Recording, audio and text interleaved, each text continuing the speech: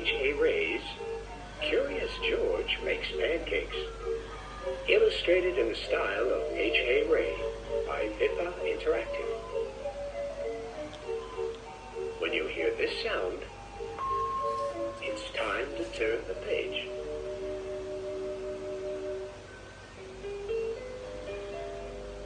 This is George. George was a good little monkey and always very curious. One morning, the man with the yellow hat woke George early. "Time to get up, George," he said. "The pancake breakfast is today."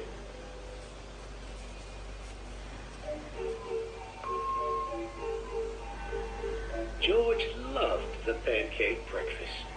It was a fundraiser held every year to make money for special programs at the Children's Hospital. Besides eating pancakes, there were all kinds of games to play. Even the mayor came to play and eat. But first, he gave a welcome speech.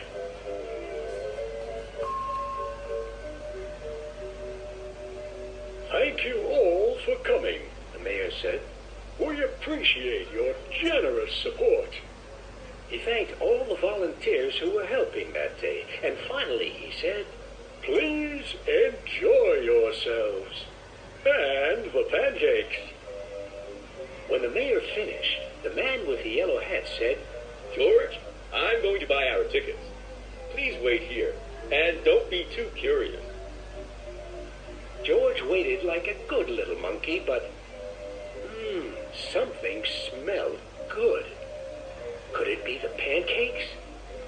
George was curious.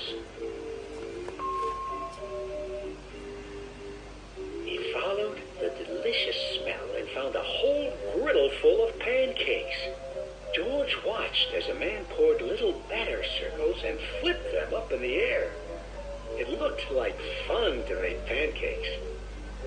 George wanted to help. On a table near the griddle was a basket full of blueberries. These pancakes need blueberries, George thought, and he sprinkled some on top.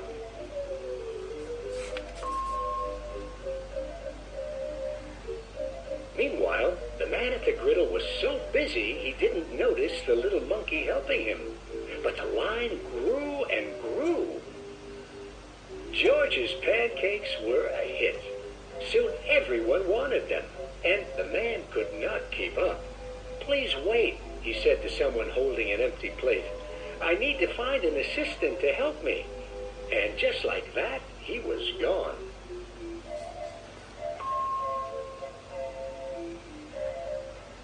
George looked at the people waiting in line and then at the empty griddle.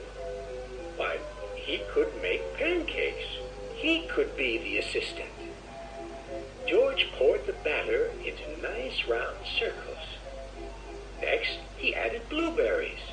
He waited just a minute to let the pancakes cook. Then he flipped them over. At last, he added syrup.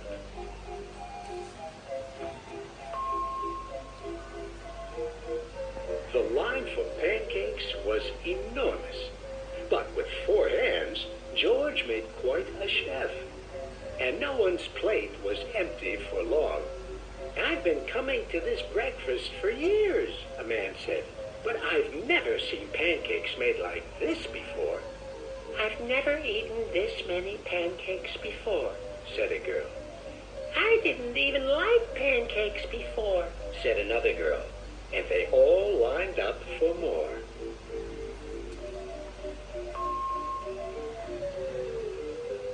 When the man returned with his new assistant, he was shocked to see a monkey making pancakes. "This is no place for a monkey," he yelled, and he began to chase George.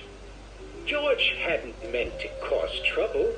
He'd only wanted to help. Now he only wanted to get away. Quickly, George found a place to hide, and the man and his assistant ran right by. But where did George go?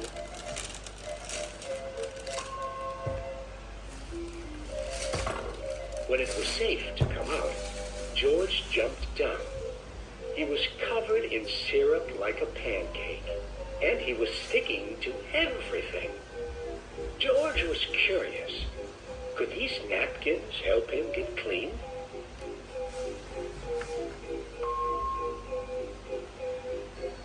No, the napkins only made it worse. What George needed was some water to wash with.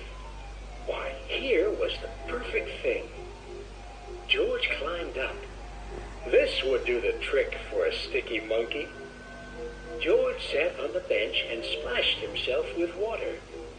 But all of a sudden,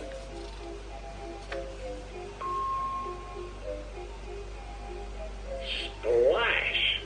George was in the water. What a surprise! George climbed up again and splashed back down.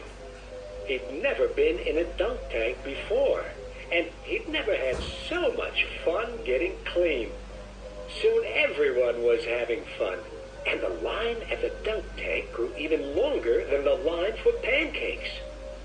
Later, the mayor came by. "I've heard all about your delicious pancakes," he said. "You've made our fundraiser a big success, and I have a special favor to ask you."